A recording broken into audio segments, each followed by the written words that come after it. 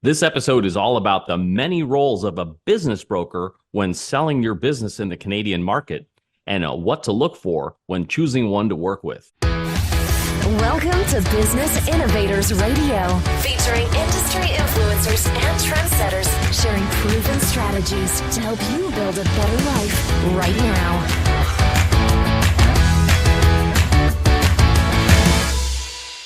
Welcome to the program. I'm Mark Imperial. This is a special series all about selling your business in the Canadian market. Joining me on this segment is our guest expert, Jim Nairn. He's an expert business broker. Jim, welcome to the show. Hi, Mark. Thanks for having me. Jim, I know this is a broad topic, so to kick it off, can you kind of give us kind of a summary of the value of working with a business broker rather than trying to do it all yourself?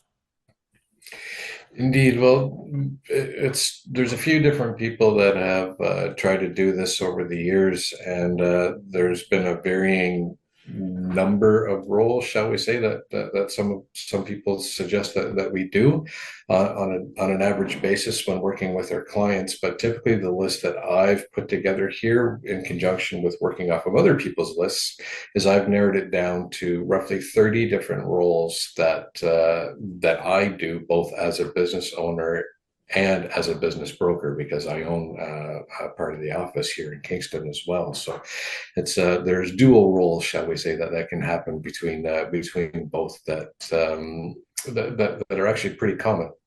So, Jim, to kick this all off, let's start with sort of like a myth or misconception, because don't a lot of business owners think that it's as simple as just like selling a home, but there are 30 roles. Is that what people believe, that it's a lot easier to sell a business?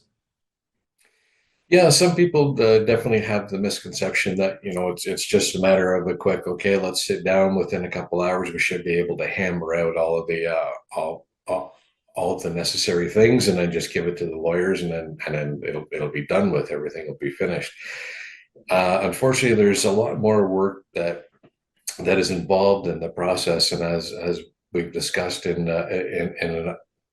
other interviews, is that the process can take upwards of anywhere from the shortest term I've worked with was 3 months, and then the longest term would be like a 18 to 24 months of time it takes to go through it and get a business potentially sold. So within that, there's a whole myriad of roles that gets to be played, from initially starting off as a business consultant and a business valuator. So getting the business owner to understand the value of where the market sees the value of their business today. So that is brings into the role some research and some accounting, some bookkeeping, and sometimes some software consulting that we get to do to try to marry everything up, inventory management and the like. So taking a look at their cash flows or their balance sheets for the previous 24 months, to help understand the ebbs and flows and seasonality of the business. And there's just that part alone can take a couple months. It could be rather intensive, and probably in of itself implies about anywhere from 3 to 5 different typical positions that are out there in the market. Yeah, now I know there are over 30 roles that you play. So let's unpack just like the biggest ones. What else is like a really big role that a business broker plays in helping a business owner sell their business? So quite often it can be an administrator slash HR person. There's a couple, but these are some of the initial ones, whereby we will help a business owner understand that and to get organized with their internal systems. So getting the ownerships of their vehicles up to date, getting their insurance policies up to date, getting their WSIB statements and claims and all that other kind of stuff, getting all that organized and ready to go. And making sure that their employee files are up to date as well, because we need to get all that stuff sorted out in preparation for the due diligence process, if and when we get to that point. So There's a lot of sort of prep work that we do in the initial stages of preparing a business to go to market that prepares it for the later stages so that there's less work to do later on. You're doing it a lot sort of front loaded, if you will, and just being able to coordinate all of that. And once I have a series of about 6 or 8, depending on the nature of the business, 6 or 8 different emails asking for various levels of information on the business that are pre-templated in my mail server, ready to go for when a client signs up. It says, okay, now your work starts. So here's all the stuff that the information that I'm going to need, on top of more information that comes that's going to be needed after that.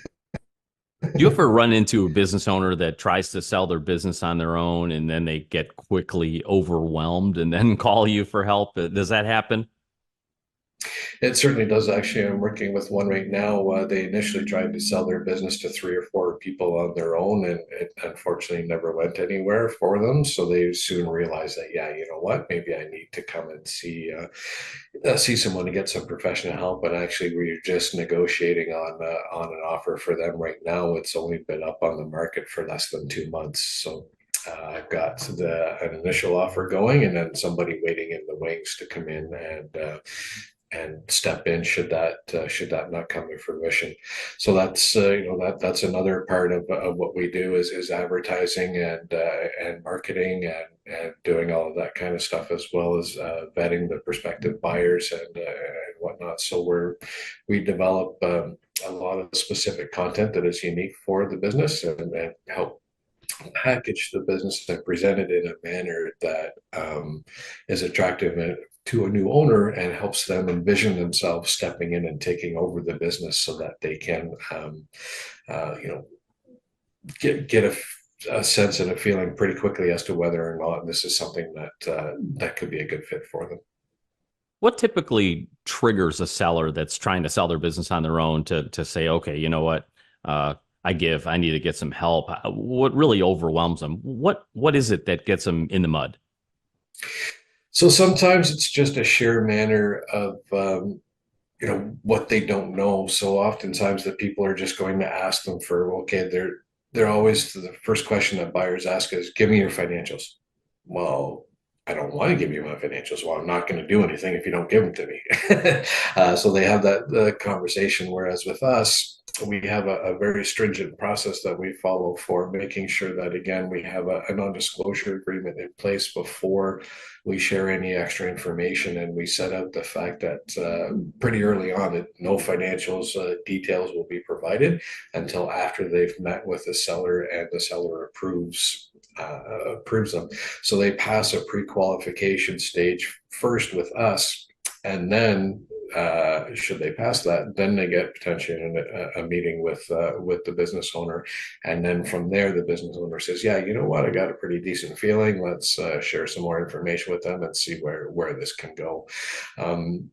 So sometimes just if they're out trying to advertise a business for sale on their own or spreading the word, just dealing with all the different tire kickers is a huge waste of their time. And that's, part of the service that we offer is helping to vet that ahead of time. It sounds like a time-consuming process, and with all the inquiries coming in, it's almost like a second job for them. Is that what typically happens? It's like really takes them away from their business. So quite often it will take up a lot of their time because, again, they just don't know when to stop or how much information they should actually be giving away, and that's not their normal job, is to try to sell their business. Their normal job is to run the business, maintain operations, and all that kind of stuff. So they don't really have that understanding of what's the best information to share when and that kind of thing. So that's why with our services, getting all of that work sort of front end loaded and having our process followed, it makes their job and their workload much easier. There's still a lot of work involved for them to do, but the process is much easier just simply because of my experience and my peers and our expertise in managing and working in the process for them. Before we wrap up, Are there any other, big important roles that you see the business broker play in selling a business that we haven't talked about? One of the biggest ones is being, almost being the business owner's best friend, and the amount of communication and volume that flows. It's a very regular and consistent. Like it's almost like I've made this analogy before. It's almost like we're dating, where we're just in contact so much. It's like a lot of texting, a lot of emails back and forth about, okay, what's this information? Where's that? No, this person hasn't responded yet, or whatever the case may be. That for probably the first 3 to 6 months of the process, where the communications are fairly strong and heavy throughout that. So we get a chance to build that rapport and that relationship and that understanding, so that as we're going through the process and we start the negotiation and due diligence, we're able to have a full or a relatively full understanding of the motivations of the business owner, so that when we are trying to help negotiate things, we can present their side of the story in the best light possible to help make the negotiations go as smoothly as possible. So that's a big thing for us, is being a mediator, a negotiator, a peer, basically a friend, confidant, if you will. Sometimes we hear that their life stories and some deep dark secrets that's happened in the business or their personal life along the way, but that's all part of the confidential and just, again, the nature of the relationship that gets to be formed. Jim, this has been terrific. I really appreciate you sharing all of your knowledge in this terrific series with my audience, and I wish you continued success for you and for all of your clients. Thank you very much, Mark. I appreciate that. It's been a pleasure, and I hope you and everyone out there has an amazing rest of the day. So if you enjoyed this video and want more real-world information about buying, selling, and or valuing a business, feel free to connect with me directly on LinkedIn or through my website at trilliumbusinessbrokerage.com. Either way, I'd love to connect and keep the conversation going.